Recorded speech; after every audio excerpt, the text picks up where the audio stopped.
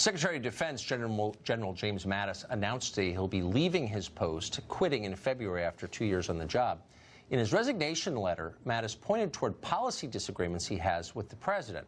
He addressed the president directly in the letter, writing, quote, "Because you have the right to have a Secretary of Defense whose views are better aligned with yours, I believe it is right for me to step down from my position."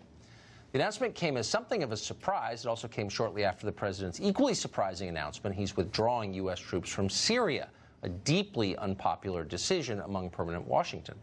Mattis reportedly opposed that withdrawal as well as a potential drawdown of American forces in Afghanistan. In a statement on Twitter, the president said this, quote, "General Mattis was a great help to me in getting allies in other countries to pay their share of military obligations. A new Secretary of Defense will be named shortly. I greatly thank Jim for his service." Well, it may seem surprising that the president is breaking with one of his top advisors, but there's another way to look at it. President Trump was told the U.S. could defeat ISIS and then leave Syria. Once it did, the U.S. did that. Now everyone in Washington is demanding he stay in Syria to counterbalance Russia and Iran. Last year, the same people told him that sending troops back to Afghanistan would greatly improve things in that country.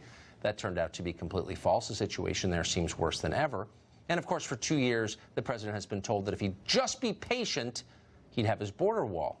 How did that turn out? He apparently is not paying heed to their advice anymore.